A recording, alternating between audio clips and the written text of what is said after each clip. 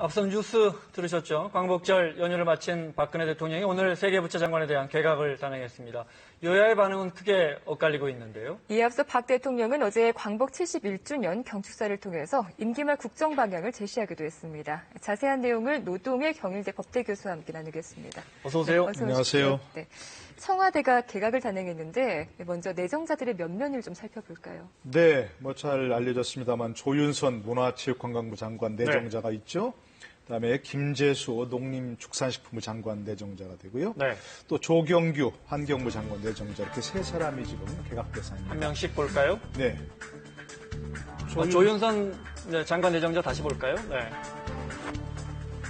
네, 조윤선 장관은 벌써 장관 한 번 했죠. 네, 이 정부에서 장관을 두 번 합니다. 예. 네, 아직 청문회 거쳐야지만. 예, 일단 이렇게 장관을 두 번 하는 기록이 생길 가능성이 높고요. 대통령 비서실에서 정무수석 비서관, 여성으로서 최초로 정무수석 비서관을 지냈죠. 네. 18대 국회의원을 지냈고, 19대, 이번에 20대 국회 출마를 했습니다만, 네.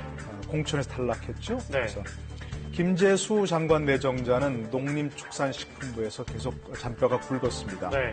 현재 한국농수산식품유통공사 사장을 지내고 있고요. 사장을 5년, 6년째 하고 예, 오래 그렇죠? 하고 네. 있습니다.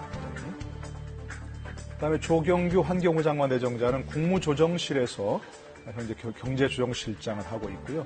원래 기획지정부 출신입니다. 그래서 이번에 여러 사람들이 이제 특히 차관급도 포함해서 네. 기획재정부를 위한 개각이다. 그런 얘기도 나오고 있을 네. 정도로 있습니다. 원래 저희가 그래픽에 내정자라고 표시를 해야 되는데 편의상 그냥 환경부 장관 이렇게 써있습니다. 예, 다 아실 걸로 봅시다. 예. 네, 보신 것처럼 문체부, 농축식품부, 환경부까지 세 개 부처에 대한 개각인데 일각에서는 예상보다는 좀 소폭 단행이다 이런 의견도 나오더라고요. 네. 원래 그래서 아마 중폭 정도 되지 않겠느냐. 네, 대여섯 명 바꿀 얘기했었죠. 예, 한 6명까지가 됐었죠. 여기다가 이제 세 부처에다가 이제 미래부, 노동부, 외교부까지 좀 크게 하면 그렇게 했었는데 아무래도 가장 이 신임하는 사람들 네. 또 잘 부처를 아는 관료 출신 이런 사람들로 임기 말 안정적 국정 운영을 택했다 그렇게 볼 수 있을 것 같습니다. 네. 크게 그러니까, 쇄신하는 것보다는 네. 예, 안정적 관령으로 임기 마무리를 택했다 이렇게 봐야 되겠죠. 그 말씀은 그러니까 쇄신보다는 기존의 정책들이 효과를 내는데 집중하겠다 이렇게 해석해도 될까요? 그렇다고 봐야겠죠. 예. 네. 자, 조윤선 지금 신임 이야기하셨으니까 조윤선 전 여가부 장관, 정무수석의 여가부 장관 먼저 있죠. 정무수석에 예, 그리고 이제 다시 장관으로 세 번째 등용이 됩니다. 박 네. 대통령의 신임이 그만큼 두텁다 이렇게 볼 수 있겠죠. 네. 일부에서는 이제 우스갯소리로 지금 박근혜 대통령이 결혼을 안 하셨지 않습니까? 그러니까 이제 여성 대통령이니까 퍼스트맨이 있어야 되는데 사실상 퍼스트 레이디 역할을 하는 정도로 그만큼 가깝다. 예, 그만큼 이제 박근혜 대통령과 개인적으로 가깝고 네. 신임이 두텁다. 이제 그렇게 알려지고 있죠. 지금 세계부처 개각인데 그 세계부처 중에 이제 공교롭게도 지금 장관이 한 번도 이제 이번 정부에서 한 번도 바뀌지 않은 부처가 3개 있었는데 그 중에 2개 부처가 바뀌었어요. 그렇습니다. 네. 예, 농림수산식품부와 환경부 장관이 네. 원래 이제 초기부터 있었던 장관인데 네. 한 사람이 이제 외교부 장관이죠. 윤병세 외교부 장관인데 이번에도 또 여러 가지 사드 배치 발표할 때 좀 논란이 있었기 때문에 네. 혹시 바뀌지 않느냐 이렇게 예상을 했었는데 계속 가는 걸로 봐서는 혹시라도 임기 말까지 계속해서 가는 거 아니냐 유임되는 거 아니냐 싶어서 만약 그렇게 된다면 일각에서는 지금 이제 윤병세 장관을 빗대서 임기 5년의 장관, 그래서 네. 오병세 장관이 되는 거 아니냐. 네. 그런 기대도 좀 있는 것 같습니다. 예. 그동안 개각이 거론이 됐다가 이렇게 유임된 배경에는 어떤 것들이 있을까요? 아마도 이제 윤병세 장관 같은 경우는 현재 외교 상황이 좀 엄중하다고 평가한 것 네네. 같습니다. 네. 아직 사드 문제가 마무리되지 않았고 중국도 계속해서 우리에게 압박을 가하고 있고 그런 상황을 새로운 장관이 헤쳐나가기는 좀 어렵지 않겠느냐 하는 업무 연속성, 그런 외교 상황의 엄중성 이런 것들을 감안한 유임 인사가 아니겠는가 그렇게 평가할 수 있겠습니다. 앞서 오병세 장관이라고 표현해 주셨는데 예, 임기 5년을 채우면 그렇다는 5년을 채운 장관이 과거 정부에서 있었습니까? 처음? 기록을 찾아보니까요. 네. 약간 이제 엇갈리는데 네. 일단 YS 정부 때 네. 김영삼 대통령 정부 때 김영삼 대통령과 임기를 같이 한 공보처 장관 오인환 장관이 네. 현재까지 유일하다 이런 기록도 있고요. 또 없다고 나오는 기록도 있는데 일단은 공보처 장관이 그때는 처기 때문에 네. 혹시 좀 장관으로 안 치는 경우도 있습니다만 일단 어쨌든 공보처 장관은 임기 5년을 다 대통령과 같이 한 것으로서 지금 오인환 장관이 평가를 받고 있습니다.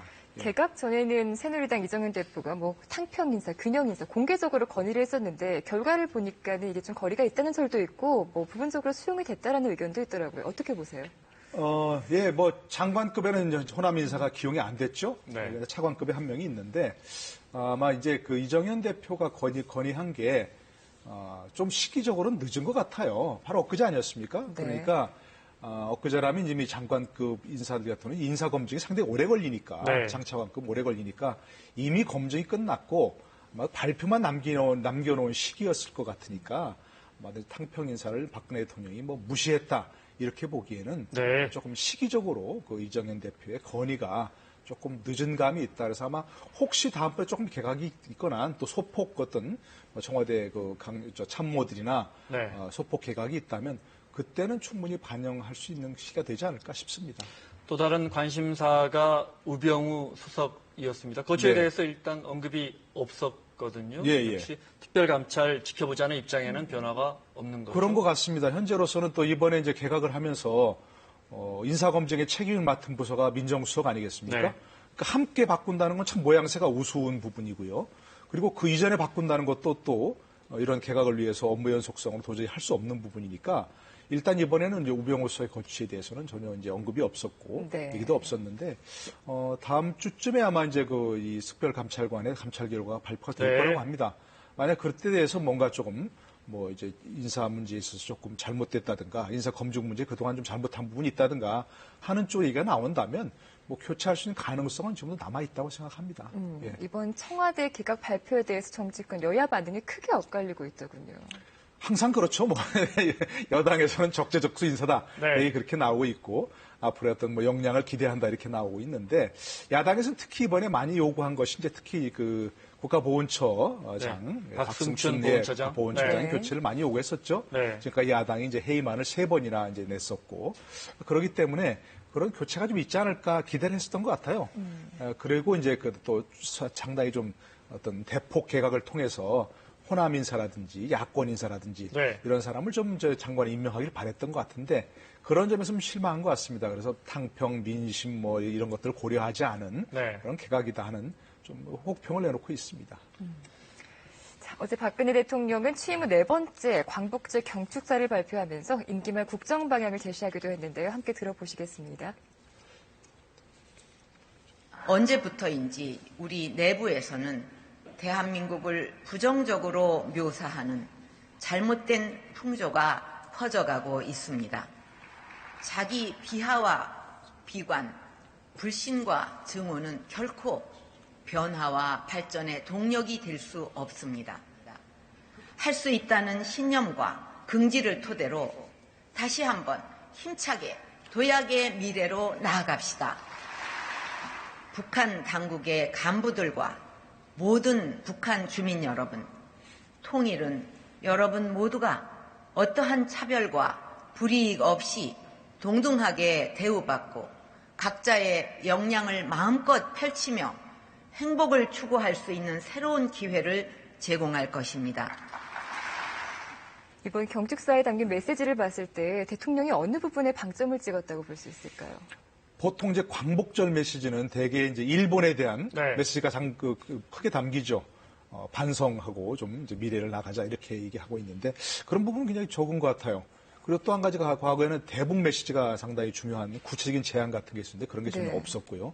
오히려 이제 국민들에게 향한 어떤 대내용 네. 그런 메시지가 굉장히 많이 담겼고요.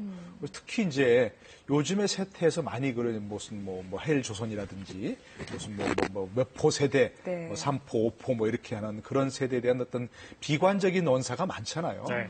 그런 데 대해서 많이 좀 비판하시고 네. 그리고 좀 긍정적인 메시지를 전하는 할 수 네. 있다는 네. 그런 쪽으로 가자 이런 제안을 대내용으로 많이 하신 것 같아요. 네. 예. 이례적으로 경축사에 보면 북한 주민들을 뭐 주민 여러분 이렇게 부르면서요. 네. 통일의 당위성을 설명했단 말이죠. 그 배경은 뭘까요? 지금 그거 보면 보통은 이제 그 광복절 메시지 같은 때 북한 당국에 구체적으로 뭔가 제안을 하지 네. 않습니까? 지난해도 그랬고요. 근데 그런 제안은 전혀 없었고요.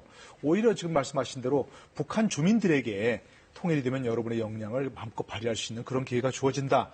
이런 쪽으로 한 것은 직접 북한 주민들에게 뭔가 통일의 염원을 북돋으려는 그런 메시지가 아닌가 싶어요. 지금 뭐 우리가 많이 알고 있지만 많은 그 매체를 통해서 북한 주민들도 우리나라의 미디어를 접한다는 거 아니겠습니까? 네. 그러니까 분명히 그런 메시지를 접할 것 같고요. 그런 면에서 북한 당국과 주민들을 좀 분리해서 대응하려고 하는 그런 메시지가 분명하다고 생각합니다. 알겠습니다. 잠깐 언급하셨지만 그래도 광복절 메시지인데 일본에 대한 메시지가 너무 없지 않았느냐. 이 부분 어떻게 보십니까? 그러니까요. 그래서 지금 이제 그냥 미래지향적 한일 관계를 구축해 나가자 이런 정도로 간단하게 한 문장으로 이렇게 끝나거나 말았는데 이런 점이 조금 이례적이라고 보여집니다. 근데 아마도 현재 이제 그 위안부 문제에 대해서 한일 정부가 일단 매듭을 지었다고 알려지고 있고 네. 10억 엔을 이제 곧 출연하겠다는 일본 정부의 메시지가 있었죠.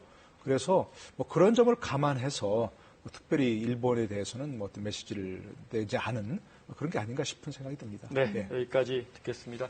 경희대 노동일 교수와 함께했습니다. 고맙습니다. 네, 고맙습니다. 자, 뉴스 집중 오늘 순서 여기까지입니다. 저는 내일 오후 4시에 다시 뵙겠습니다. 고맙습니다. 고맙습니다.